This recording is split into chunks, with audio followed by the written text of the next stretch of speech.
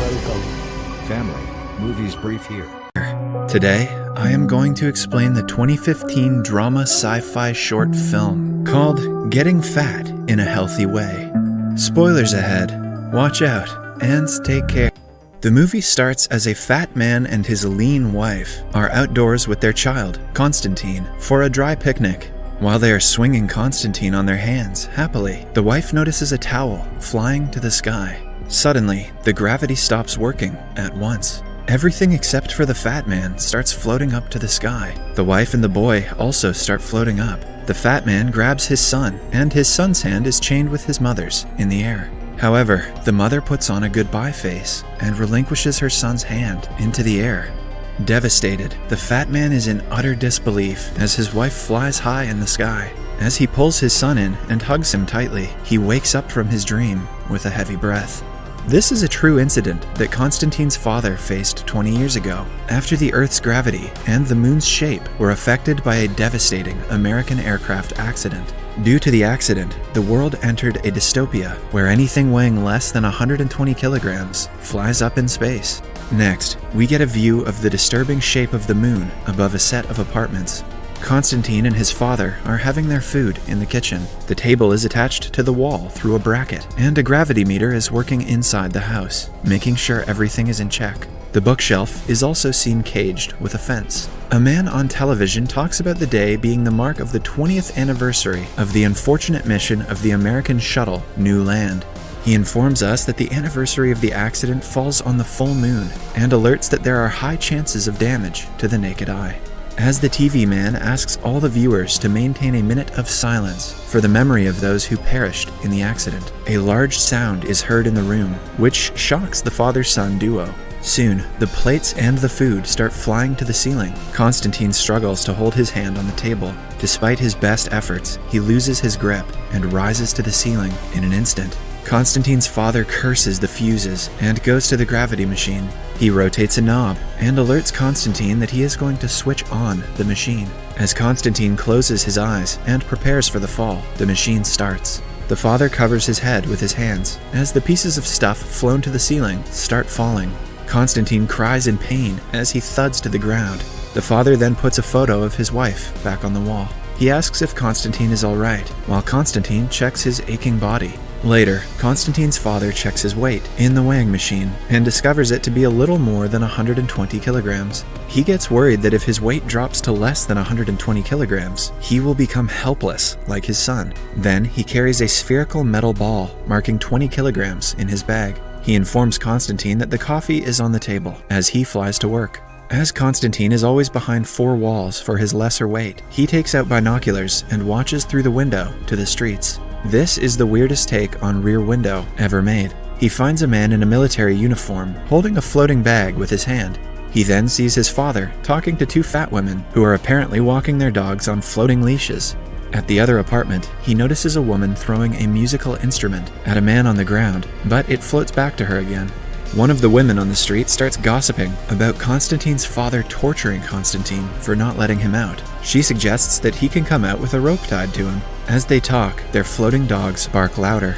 Tired of being at home and envious of the fact that he can't go out, Constantine tries his best to live a normal life. He plays a cassette of the sea with the sounds of waves. He then opens up an umbrella and covers the sofa with it. He focuses the light on one of the sofas. He undresses his layers of clothes and the pillow from his body, which he uses to shield his body against the gravity fluctuations. He then puts on the sunglasses, lotions up, and starts sunbathing. Constantine is committed to that tan.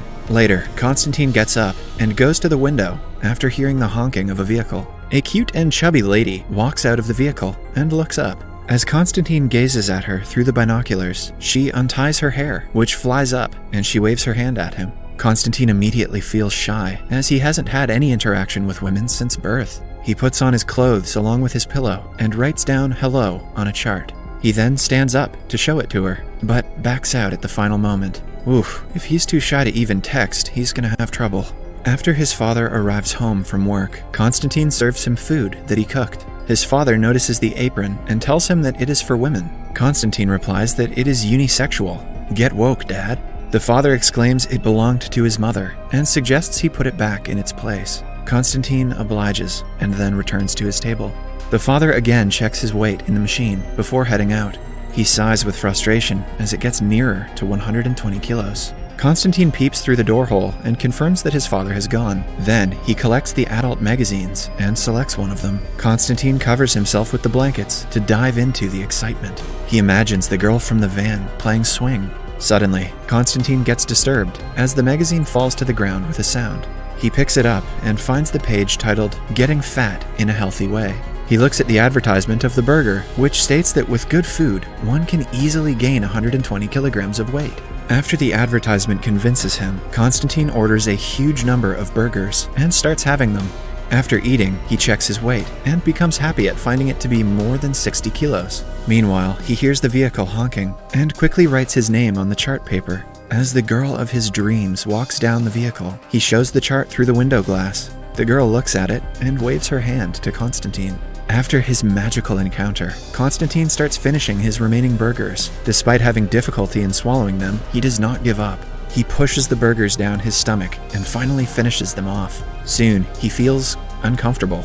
The father receives a phone call stating that Constantine has suffered from food poisoning. He hurries home quickly. As he arrives, he sees Constantine sick in his bed, while the medical personnel prepare to leave. Later, at the kitchen, Constantine finds a note written by his father over the fridge, which states not to forget his promise while his father is flying to work. Constantine checks his weight and gets disgusted at finding it to be around 50 kilograms. He puts some pillows inside his dress and sits to write something on the chart, dedicating it to the girl.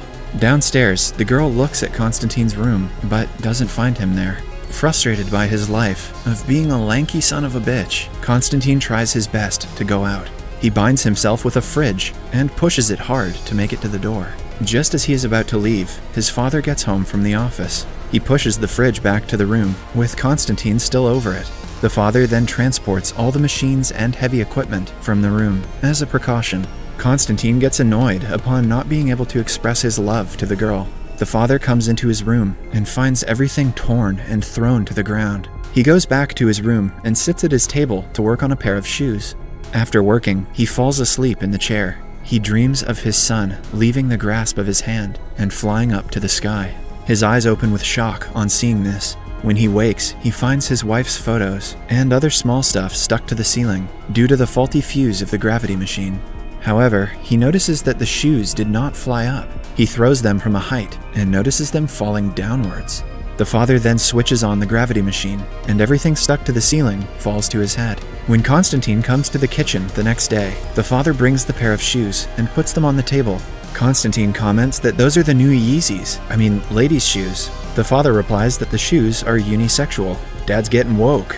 Constantine slowly puts on the shoes and carries a bag of metallic weights. He then turns the gravity machine off. But this time, Constantine doesn't float, which makes both of them happy. Constantine then moves to the ground outside the apartment with the shoes and bags on. His father watches him from the window. He heads towards the apartment ahead.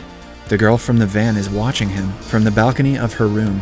He reaches below her apartment and looks up at her.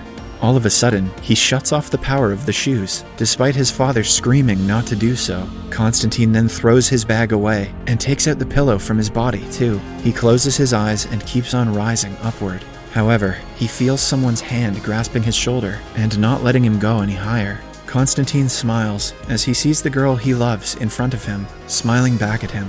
Geez, what if there was wind? After watching the events unfold, Constantine's father winks at the photo of his wife. At the end of the movie, the radio floats up in the sky. The man on the radio welcomes their surprise guest, an American astronaut, Dusan Pratik, and asks him to say a few words. The astronaut, who is also a part of the fatal accident, begins with an apology. He then announces that the world will probably never recover from the dystopia they created. Subscribe for more videos like this, turn on notifications, and leave a like if you think that Constantine should have just used the stairs.